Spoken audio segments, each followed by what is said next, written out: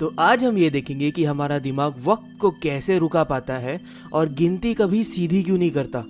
उससे पहले एक एक्सपेरिमेंट। आपको आपकी स्क्रीन पे एक कागज का टुकड़ा कितने वक्त तक दिखता है?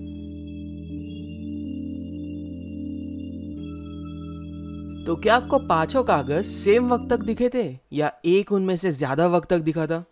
स्टडीज ये कहते हैं कि जो कागज आपके करीब आ रहा है वो आपको लगेगा कि ज्यादा वक्त रुका, हालांकि सारे कागज सिर्फ आधे सेकंड तक ही रुके थे। अब ये बात जानने के बाद वापस उन कागजों को देखते हैं।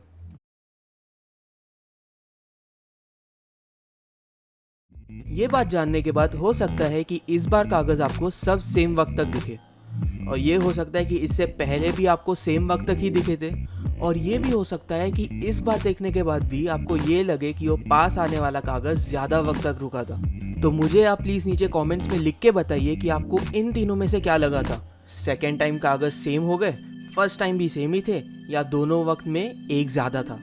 ज्यादातर लोगों को किसी एक ना एक जगह पे पास आने वाला कागज ज्यादा वक्त तक दिखेगा, क्योंकि वो पास आ रहा था। अब ये पास आने वाली चीज ज्यादा वक्त तक इसलिए दिखती है क्योंकि हमारा दिमाग उस चीज को खतरे के जैसे देखता है, और क्योंकि आपके दिमाग को खतरा लगता है तो आपका दिमाग चौकन्ना हो जाता है, और चौकन्ना होने की वजह से वो सारी चीज़ों को ध्यान से देखता है, हर एक हिस्से को, क्योंकि जितना इन्फॉर्मेशन उस वक्त में आपको मिलेगा आपके लिए उतना बेहतर होगा। जैसे कि अगर ये सेम चीज़ इसी कागज़ की जगह पे कोई जानवर होता, अगर कोई जानवर आपके करीब आ रहा होता तो इसका मतलब आपको खतरा है। आपका दिमाग आपको चौकन्ना करेगा और आप सारी इंफॉर्मेशन लेने की कोशिश करोगे कि जानवर कितना बड़ा है, कितने जल्दी आ रहा है और कौन है। इसके वजह से आपका दिमाग वक्त को थोड़ा धीमे करके आपको बताता है। इसके वजह से ही आपको हर एक चीज़ जो खतरे की लगती है स्लो लगेगी, जैसे कि फायर अलार्म।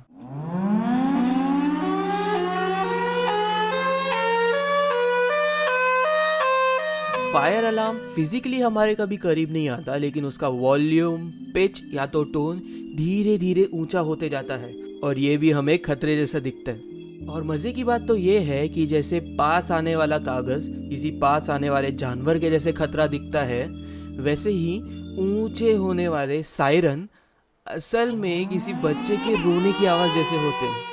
इसीलिए अगर कभी भी आपको किसी बच्चे की रोने की आवाज़ लगे तो आपको अनकंफर्टेबल इसलिए नहीं लगता क्योंकि वो सिर्फ आवाज़ है। आपका दिमाग आपको सतर्क करने की कोशिश करता है क्योंकि उसको लगता है कि कुछ खतरा है, और क्योंकि खतरा होता नहीं है लेकिन फिर भी आपके लिए वक्त थोड़ा धीमा चल पाता है तो आपको वो और भी ज़्यादा सुनना पड़ता है। इसीलिए ट्रैवल करते वक्त बच्चे की रोने की आवाज़ काफ़ी ज़्यादा इरिटेट करती है, और इरिटेट कुछ और चीज़ें भी करती है जब यूट्यूबर्स कंसिस्टेंटली अपलोड नहीं करते। लेकिन मेरे सफाई में मुझे भी कुछ चीज़ें इरिटेट कर रही है, जैसे कि मेरा कंप्यूटर चालू नहीं होना और लॉकडाउन होना, जिसमें मैं बाहर से स्पेयर पार्ट्स नहीं मंगवा सकता, ना ही जाके ख़रीद के ला सकता हूँ, और इसीलिए ये पूरा वीडियो मुझे अपने फ़ोन पे बनाना पड़ा। फ़ोन पे एडिटिंग बहुत मुश्किल होती है, तो ये वीडियो को लाइक ज़रूर कर देना ताकि मैं लॉकडाउन ख़त्म होने के बाद जल्दी से जल्दी जाके अपना कंप्यूटर वापस ठीक से बनवा पाऊँ। अभी अगर हम कंप्यूटर पे आ ही गए हैं तो कंप्यूटर के ऊपर थोड़ी बात कर लेते हैं। तो आपको कंप्यूटर का माउस लेना है, और आपके शहर में सिर्फ 2 दुकान है। पहली दुकान जो आपके एकदम करीब है वो माउस दे रहा है 1000 रुपये में, और दूसरी दुकान जो आधे घंटे दूर है वो माउस दे रहा है 500 रुपये में। तो आप कौन सी दुकान से जाके माउस लेंगे, पहली दुकान या दूसरी? अभी ज़्यादातर लोग बोलेंगे कि ऑफकोर्स दूसरी दुकान से, वो पहले का आधा दे रहा है, 500 रुपये कम ले रहा है, सिर्फ आधे घंटे ही दूर है, तो दूसरे दुकान से जाके लेंगे। अभी क्या हो जाता है कि आगे जाके आपको वापस से एक पूरा नया कंप्यूटर बनाना है। अभी उसके लिए भी आपको यही 2 दुकानें हैं। अभी आपके करीब वाली दुकान बोलती है कि आपको कंप्यूटर पड़ेगा 50,500 रुपये का, और वही आधे घंटे दूर वाली दुकान आपको बोलती है कि आपको कंप्यूटर पड़ेगा 50,000 रुपये का। तो इस बार आप कौन सी दुकान में जाओगे, पास वाली या दूर वाली? क्या आप 500 रुपये को छोड़ के पास वाले से लोगे या आधे घंटे ट्रैवल करके दूसरे वाले पे जाओगे? ज़्यादातर लोग पास की दुकान से ही लेंगे क्योंकि वो बोलेंगे अभी 50,000 के खर्चे में 500 रुपये चल जाएंगे। लेकिन क्यों? माउस में और कंप्यूटर में दोनों में 500 रुपये का ही फ़र्क था। दोनों दुकानें भी उतनी ही जगह पे थी, उतनी ही दूर थी। फिर भी माउस के लिए कोई दूर तक गया और कंप्यूटर के लिए नहीं। ये इसीलिए होती है क्योंकि हम कीमत सीधा नंबर से नहीं देखते, कीमत किसी चीज़ के हिसाब से देखते हैं। जैसे कि हमने ये नहीं देखा कि उन दोनों में 500 रुपये का फ़र्क था, हमने ये देखा कि माउस का कीमत डबल हो रहा था और कंप्यूटर का कीमत सिर्फ 1% बढ़ रहा था। इसके वजह से ही हमने एक जगह सोचा कि वहाँ जाना बेहतर है और दूसरी जगह नहीं जाएंगे तो भी फ़र्क नहीं पड़ता।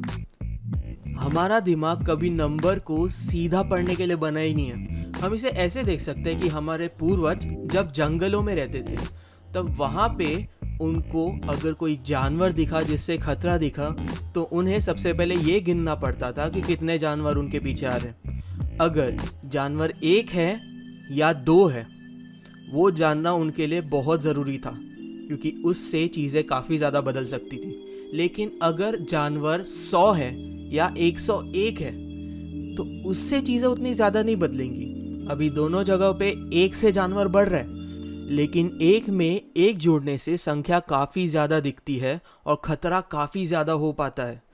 और 100 में एक जोड़ने से संख्या उतनी ज़्यादा नहीं दिखती, खतरा लगभग उतने के ही आसपास रहेगा। इसीलिए हमारा दिमाग नंबर में भी ऐसा देखता है। 500 में 500 जोड़ना बहुत बड़ी बात हो गई, लेकिन 50,000 में 500 उतनी बड़ी बात नहीं हुई। तो अगर आप ये सेम चीज़ किसी इंसान को छोड़ के कंप्यूटर को दिखाएंगे तो उस कंप्यूटर को दोनों चीज़ें सेम ही दिखेंगी कि 500 का फ़र्क है। उसको दोनों जानवर भी सेम दिखेंगे कि एक का ही फ़र्क है। वो इसलिए क्योंकि कंप्यूटर को प्रोग्राम ही किया गया है हर एक चीज़ को सीधा समझने के लिए। लेकिन इंसान बने थे ऐसे हालातों में जहाँ पे किसी चीज़ का मतलब किसी दूसरे से ज़्यादा था। तो इसी चीज़ के वजह से जैसे हमने पहले देखा कि कभी कभी आपका दिमाग वक्त को धीमा कर देता है क्योंकि उसको खतरा लगता है, और कहीं कहीं आपका दिमाग गिनती सीधी नहीं करता क्योंकि उससे उसको कुछ मतलब नहीं है। तो अगली बार अगर आप किसी मुश्किल में हो तो ये ज़रूर याद रखना कि कोई इंसान आपका साथ दे या ना दे, लेकिन आपका खुद का दिमाग आपके लिए वक्त तक को भी धीमा कर देता है।